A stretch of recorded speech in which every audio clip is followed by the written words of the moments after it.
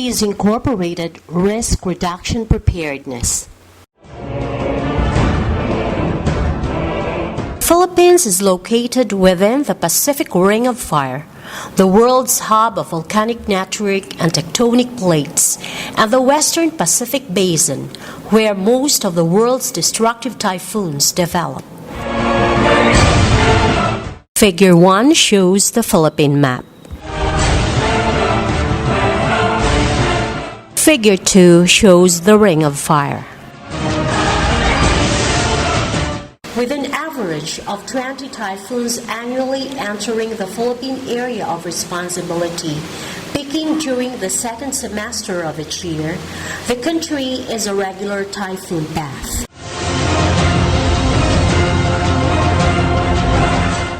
The names of Yolanda, Milenio, Reming, Sisang, Ondoy, Sendong, and Pablo will forever be etched in the pages of our country's recent history, with the massive destruction affected in our environment, infrastructures, economy, livelihood, and lives.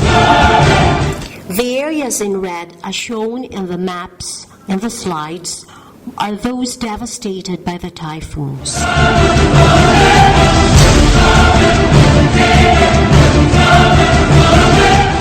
Typhoon brings along with it more hazards like flooding in low-lying areas, landslides, and storm surge, similar to the one caused by Typhoon Yolanda, which recently occurred in southern Leyte, particularly in Tacloban City and eastern Samar. This slide shows how strong Yolanda was. Another major natural calamity that causes great destruction to our country is the earthquake, such as the recent earthquake in Bohol and Cebu.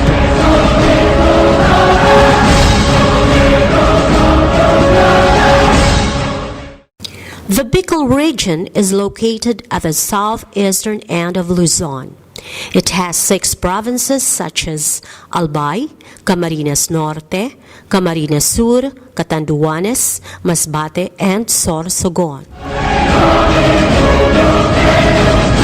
The Bicol region is known for being disaster-prone, also known as a multiple hazard area, being vulnerable to typhoons, floods, storm surges, landslides, droughts, volcanic eruption, and earthquakes. Other hazards in the region include epidemics and agricultural hazards such as infestations and bird flu. The province of Camarines Sur is geographically located at the center of the Bicol Peninsula, which forms the southeastern part of the island of Luzon. The presence of several lakes and rivers in the Bicol River system contributes also to the annual flooding when a typhoon is experienced by low-lying areas in the province. Storm surges also affect the coastal areas and are usually associated with typhoons. Moreover, the province is also mountainous in some areas, and occurrence of landslides is experienced by a number of communities. Likewise, the province of Sorsogon is also part of the Bicol region, located in the southernmost tip of Luzon, where typhoons, floods, landslides, and volcanic activity mostly take place.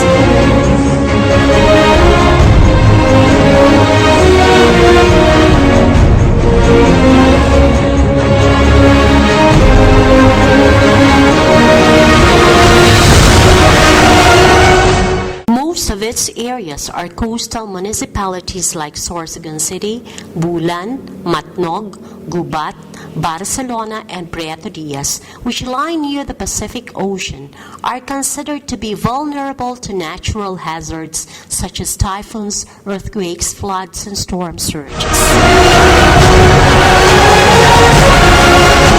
Flooding is also commonly experienced in almost all parts of the province, such as Irosin, Matnog, Huban, and Santa Magdalena.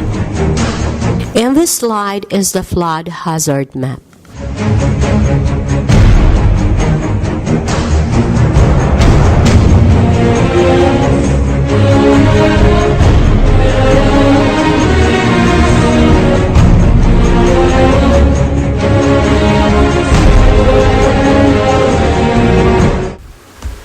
The Republic Act 10121, otherwise known as the Philippine Disaster Risk Reduction and Management Act of 2010, mandates paradigm shift from reactionary to proactive approach in DRRM.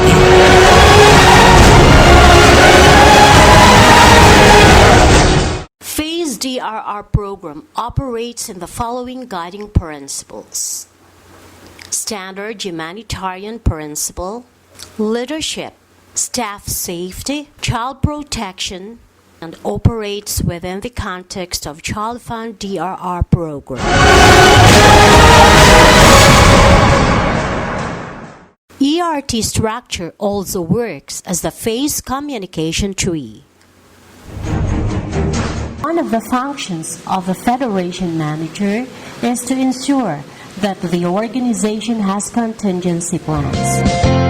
Ensuring the segregation of data for target beneficiaries is one of the functions of the M&E officer. The finance officer facilitates budget proposal realignment needed. The admin officer ensures timely distribution of needed items in ER. One of the functions of the communication officer is to develop communication tree to volunteers in the communities in transmitting data.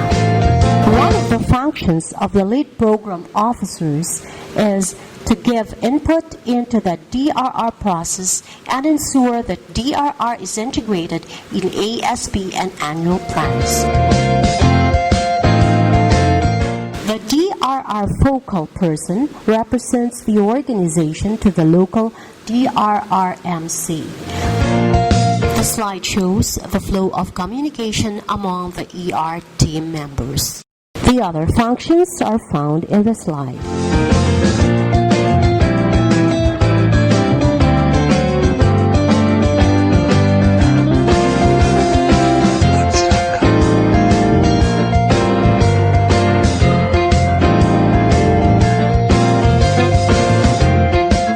Phase DRR program components: preparedness, capacity building, training of staff and partners on DRR, formulate organization's DRR contingency plan,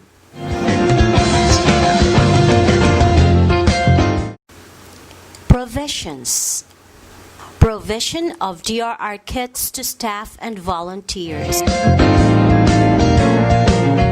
information materials, network building,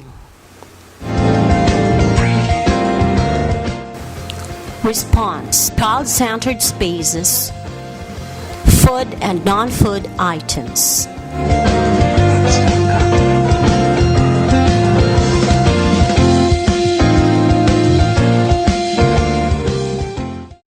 What we have done for preparedness: undergone trainings for staff and volunteers, DRR and animators, child-centered space production, DRR kits and CCS toolkit procurement and distribution.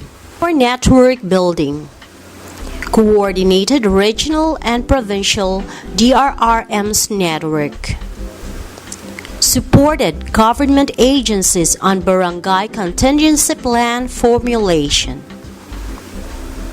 For response, Hayan, mobilized volunteers for repacking of food and non-food items. CCCS installation in Palo and Tolosa, Leyte.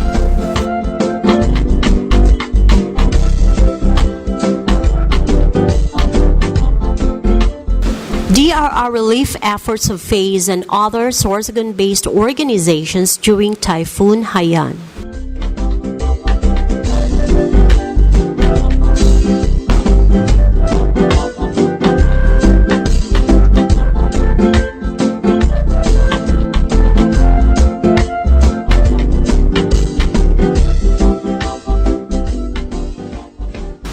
CCS installation in Palo Cathedral, Palo, Leyte. CCS installation in Philippine Science High School, Palo, Leyte.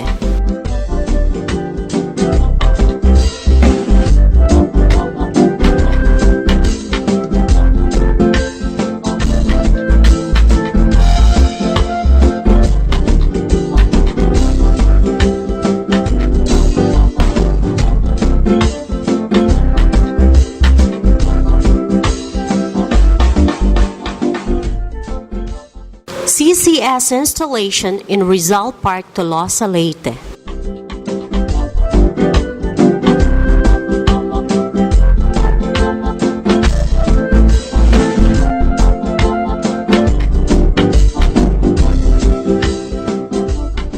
Ang pamayanang handa, ligtas sa sakuna.